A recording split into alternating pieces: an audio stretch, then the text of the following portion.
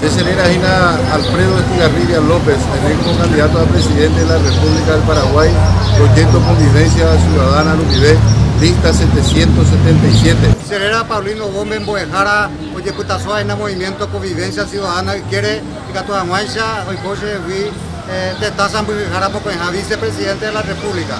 Seimeina como candidato a senador por la lista 777 Proyecto Convivencia Ciudadana. Seimeina como candidato a diputado por capital, a Parlamento Seimeina como candidato número 1 por Movimiento Convivencia Ciudadana, 777.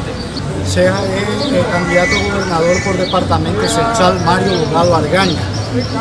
Jaime, candidata como por la Junta Departamental, concejal departamental número 1. Estoy en el movimiento Convivencia Ciudadana, 777. Lista 777 de punta a punta.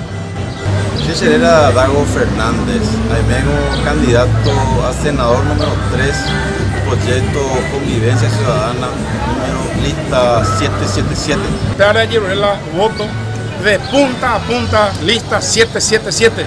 ANR Convivencia Ciudadana 2008-2058. ¡Viva el Partido Colorado!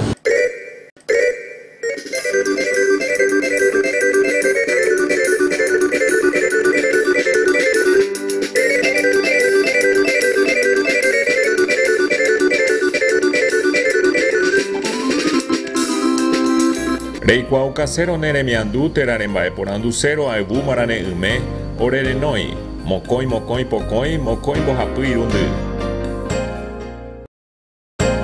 aebu marane